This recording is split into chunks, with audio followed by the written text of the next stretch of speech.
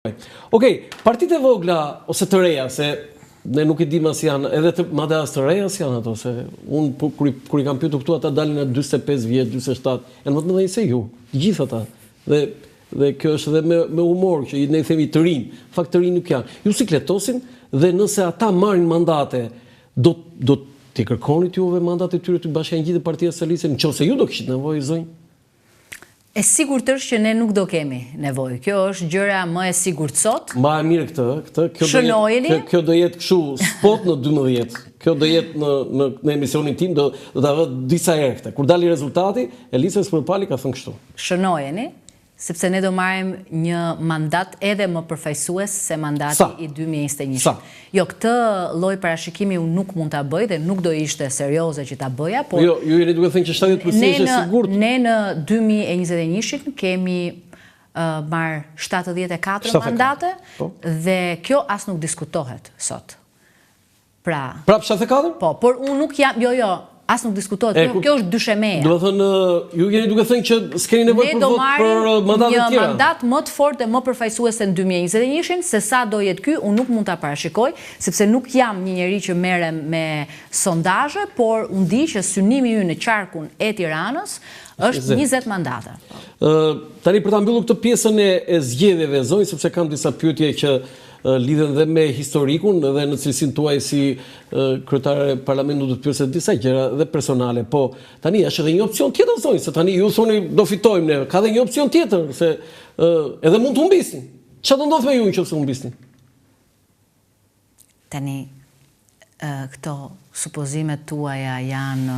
Jo, s'është supozimi im. Do të ka një, mundësia një, fitoni. Është simetrikja e pyetjes që bëhet më lart. Jo. Nuk ka asnjë gjast të ndodh. Dhe këtu mbyllet diskutimi dhe ndoshta për ta zgjeruar pak më tej diskutimin, nëse ma lejon dhe nuk i do përgjigjet me po dhe jo, mund të them diçka për tej.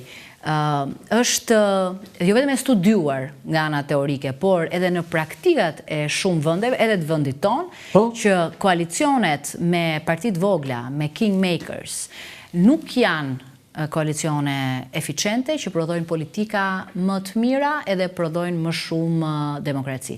E kundërta është e vërtet, koalicionet që janë të detyruara, sidomos në vendin tonë, kanë prodhuar më shumë kushtëzime për qeverisjen, jo në favor të interesit publik, po në favor të atyre që i zotrojnë apo i drejtojnë këto parti dhe këto grupe interesi.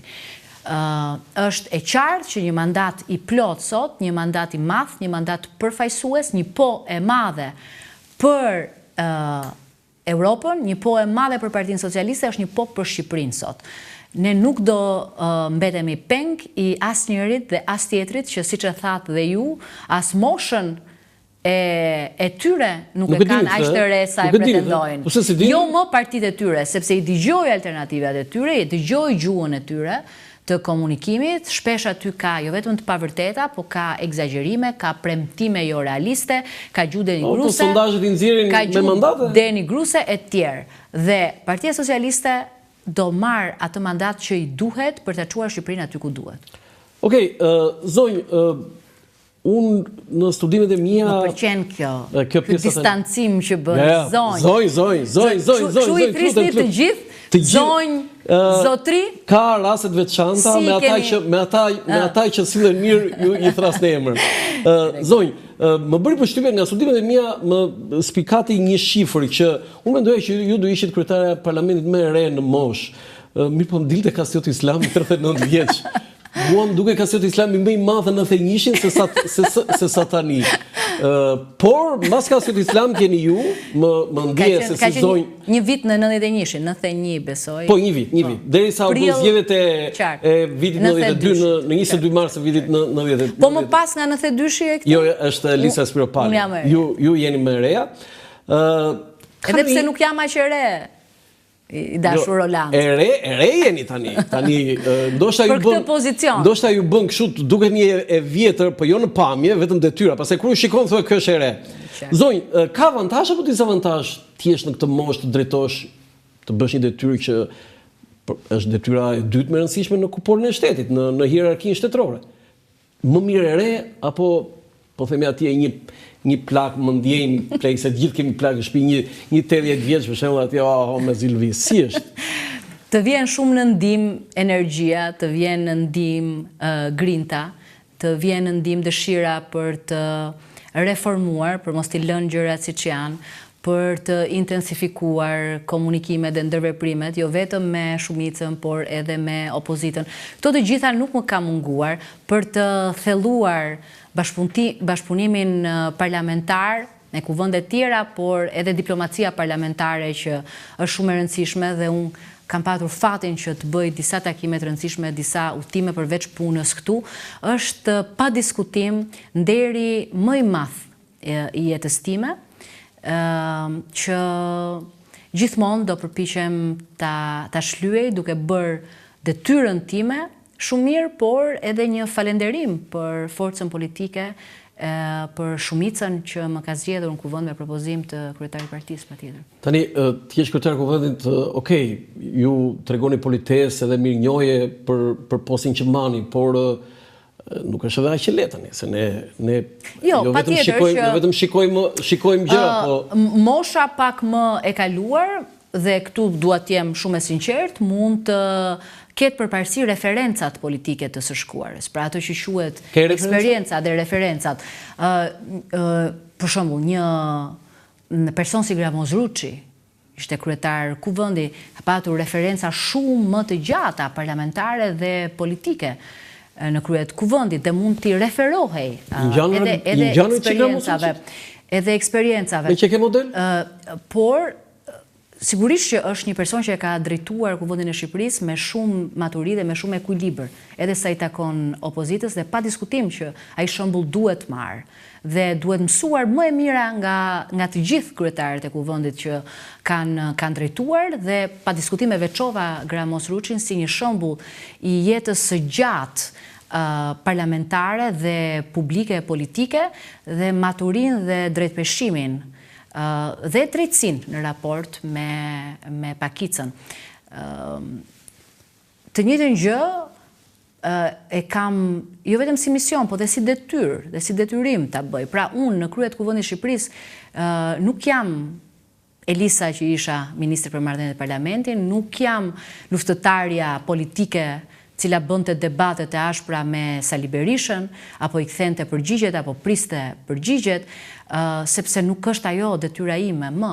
Dhe si kryetare kuvendi, unë jam munduar që përtej bindjeve të mia, që sigurisht janë të pa lëkundura, të jap opozitës vendin që i takon, të respektoj rregulloren e kuvendit, kodin etik, të siguroj që veprimtaria parlamentare është e drejtë, si për shumicën ashtu dhe për pakicën. Ke thënë njëherë kështu që unë këtë punë do ta lëse me atë që po bëjnë, se dhëmë po thimet pjesën kur ju vendosin vështirësi opozita veçanërisht, që nuk ka qenë aq sweet harmony me zhvillimet në kuvend, dhe ne e dim këtë, që mos përmendim emrat veçantë. Jo, patjetër që po ke thënë njëherë që ç'më duhet mua, të merrem unë me këta, ç'm bëjnë këta këtu mua?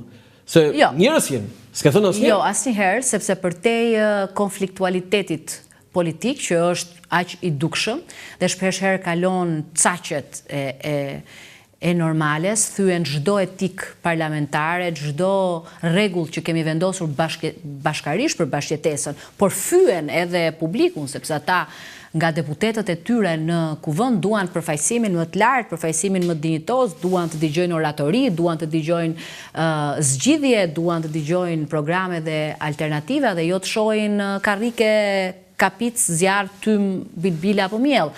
Kjo nuk diskutohet, por ka qenë, na kanë shoqëruar këto konflikte, dhe unë jam ndier e lehtësuar sa herë që opozita i është kthyer veprimtarisë parlamentare normale dhe ka dhënë kontributin e saj, si për shembull për diskutimet për buxhetin. Që në 3 ditë diskutime për buxheti, ku opozita ka pasur një rol të padiskutueshëm për të nxjerrë në pa propozimet e saj. Por për të kthyer te ajo, jo asnjëherë, se përtej konfliktualitetit politik ka aty element shumë të qartë teatraliteti, që ndonjëherë zbavisin më shumë se mërzisin. Se ne kemi dhe një marrëdhënie njerëzore. Si ishte kjo, më thuaj edhe një të lutem? Ka teatralitet nga opozita? Përtej konfliktualitetit të dukshëm, po, që shikojmë ne. Që shikoni, ka pa diskutim dhe teatr. teatralitet shumë madh, se ne kemi një marrëdhënie njerëzore edhe përtej sallës seancave plenare. Kështu që unë edhe argëtohem ndonjëherë. Kush është regjizori i këtij teatri?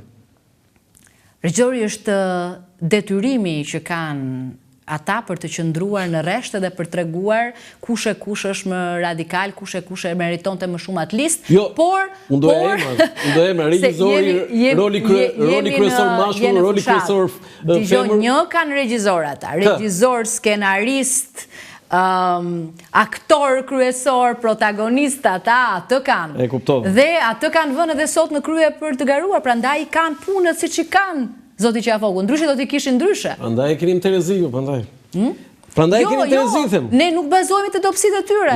Ne mundohemi të forcojmë cilësitë tona të mira. Zonjë, në studimet e mia, po nuk është ndonjë zbulim im i ky, po unë kam lexuar shumicën e fjalimeve dhe oratori numër 1 në gjithë historikun e parlamentit mua më rezulton Ali Këlsyra. Por ne kemi dhe Fanolin, Fajkonicën, Gjeq Fisht, Ëndre Mjedën, Ahmet Zogun, e Qerembej Vlorën, Sefi Vllamasin, që ishin në vitet 20-30. Këta ishin më të spikaturin. E ndajmë bashkë të pasionin e leximit të fjalimeve të vjetra. Por, edhe mbas 90-s ne kemi një radhë politikanësh me një artikulim shumë të mirë. Si Fatos Nano, Sabri Godo, Sali Berisha. E di që s'pëlqen ky Sali Berisha ty, po ai është nga oratorët më të mirë të parlamentit. Dasha Mishej, Ben Blushi, Sokolo Dashi, Edi Rama, edhe ndonjë tjetër, por pyetja ime është pse kemi ngecur këtu, zonjë? Do të thonë, pavarësisht se e nisëm keq, po unë dua ta them se unë nuk e kam fare kompleksin dhe s'maj natë.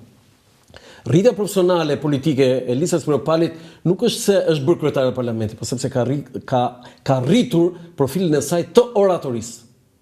Nuk të kam vënë këtu se do ishte sheqer, do ishte kështu sherbet baklavaj, siç thon nëna tona, por ti këtu e ke rritur. Ndoshta një ditë mund të vjetë emrit këtu, po pse kemi ngecur këtu, zonjë? S'ka, kush? Them ca emra unë tani të vjen për të qeshur.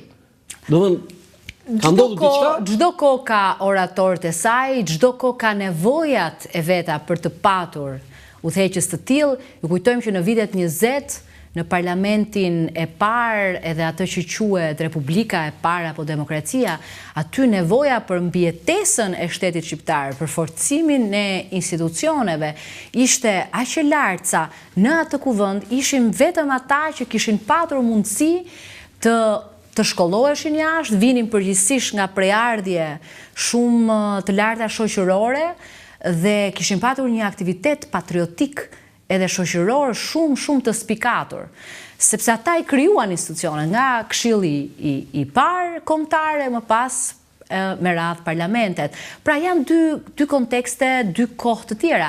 Të njëjtën gjë besoj mund të thonë edhe francezët, mund të thonë edhe italianët për kohët e rigjallërimit të jetës tyre parlamentare apo rilindjes. Nuk besoj se kemi ngecur, çdo kohë ka përfaqësimin e vet dhe kemi sot ne oratorë të këtij kalibri? Po ju thash, ishte një kohë shumë specifike. Do ta riformuloj pyetjen. Unë do kisha dëshira më e madhe e jetës time është të dëgjoj në atë kuvend e të shplodhem, po dhe të reflektoj duke dëgjuar fjalime të tilla nga ato që lexoj. Për shembull të viteve 20, edhe pse ju përmendët disa deputet që kanë bërë histori edhe në periudhën e tranzicionit shqiptar dhe të parlamenteve pluraliste. Ka ndonjë deputet tani zonjës Propali që ju nuk e lini pa e dëgjuar, se ju mund të keni edhe gjatë seancës, mund të keni edhe në një impenjim, për një takim me profesorë ndërkombëtar dhe lini zvendësin aty dhe krijoni një lloj. Ka ndonjë që jo këtë do ta dëgjoj. Më pyet pas 11 majit. Po do vish këtu pastaj. Atë po premton, do vish këtu, do vish përsëri. Jam në fushat. Nuk po përmend emra. Jo, më mund të ishte edhe socialist, nuk ka. Po nuk ka rëndësi, si socialist si demokrat, jemi në fushat. Të lutem regjia, janë të gjithë kryetarët e kuvendit nga viti 1991 deri më sot. Një përcaktim t'i kalojmë shpejt e shpejt. Kasiot Islami, që mua më gjante më i madh atëre se sa tani. Por në fakt është 39 vjeç. Një përcaktim. Si e vlerësoni? Po, ka hyrë në histori. Kaq. Iku nga socialistë, prandaj. Po, iku nga socialistë. Po jo, po shumë se kaq. Foto tjetër. Pjetra Arnori.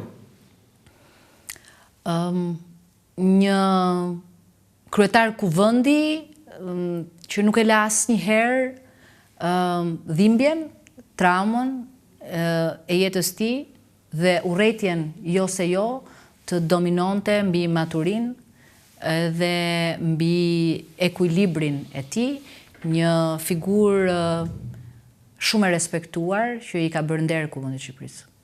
Më vjen mirë zonjë që bët këtë përkufizim për Pjetër, të ndjerim Pjetër Arbnori, sepse është një figurë që edhe pse ishte i Partisë Demokratike pra i djathtë edhe për gjithë ato që vojti, nuk u përkiste vetëm atyre. Absolutisht jo. Ishte kryetar kuvendit gjithë. Kuvendi real, po. Skënderi Gjinushi? Një kryetar kuvendi i cili pavarësisht konfliktualitetit shumë të lartë politik pas 1997 drejtoi me shumë racionalitet kuvendin. Edhe kjo është shumë e saktë. Do shta kryetari me IQ më të lartë që ka pasur Parlamenti Shqiptar. Foto tjetër? Namik Dokle? Një figurë shumë e respektuar dhe i tillë që dha dorëheqjen nga kryetari kuvendi për mos shkaktuar krizë institucionale me institucionet e tjera, kushtetuese dhe të tjera, pra meriton respektin maksimal. Foto tjetër? Servet Plumbi? Një njeri, një kryetar kuvendi i cili ndërthuri dijet e tij, jo të paktat thella politike dhe shoqërore për t'i shërbyer atij pozicioni. Pra, një ngritje niveli si nga pikpamja teorike ashtu edhe ndërveprimit me deputetët. Josefina Topalli? Kryetarja e parë grua e kuvendit Shqipërisë, pra jo Mati kështë edhe një foto me zonjën Topalli. Jo për të në vlerësuar, kryetarja e parë dhe kryetarja më e gjatë. 8 vjet. Kryetarja më e gjatë, 8 vjet, po.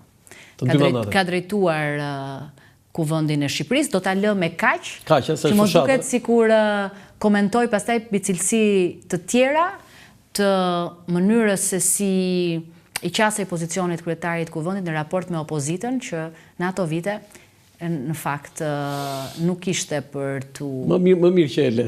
Foto tjetër, më mirë që e le. Nuk ishte për të theksuar. Më mirë që e le. Zoti Meta, Ilir Meta? I vetmi që përmbushi trion e pushtetit politik nga kryeministër, kryetar kuvendi, më pas president. Unë në çdo libër që bëj zonjë tim do të bëj patjetër për Ilir Metën, për kryeministrat, për presidentët, për është aty në libra. Është sepse si vetmi që e ka plotësuar këtë trio, pra Shqipëria këtij njeriu politik i ka dhënë gjithçka. Edhe ai ka dhënë zonjë. Foto tjetër. Historia do ta gjykoj. E thatë që parë, po unë dua ta thoni përsëri, për kufizimin juaj për Gramos Ruçi. Për të veçuar si për njerëzin e tij në mënyrën e bërit politik, për maturin, për ekuilibrat shumë të hollë që ka ruajtur, por edhe një lloj stoicizmi ndaj çdo lloji presioni të mundshëm dhe drejtësi në vendimarrje. Tani keni cilësi që ja ke vjedhur, ja ke marrë? Cilësit nuk mund t'i vjedhësh, ato vetëm mund t'i kultivosh. Vetëm mund t'i kultivosh. Që ishte kështu. Zoti Qafok. Unë mësoj nga më të mirët. Nuk kam asnjë. Po një gjë mësoj që, unë dua ta kem këtë gjë, dua ta kem si Gramos Ruçi. Po, atë vendosmërinë, por edhe drejtësinë në raport me rregulloren edhe me gjithçka tjetër. Foto tjetër? Zonja Nikola?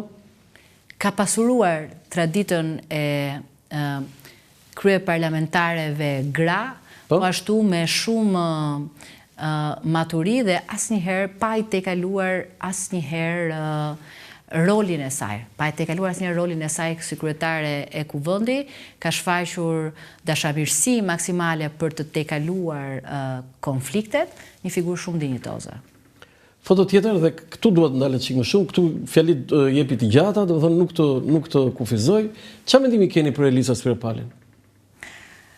Mendimet që ke për veten nuk janë ato që duhet të diskutohen në për studio, se autoreferencialiteti është një nga veset e politikës shqiptare. Ndonjëherë i dëgjoni politikanët që flasin për veten në vetë të tretë, që më duket gjëja më e pamundur në botë. Unë nuk jam e gatshme që t'i thras vetes time në vetë të tretë.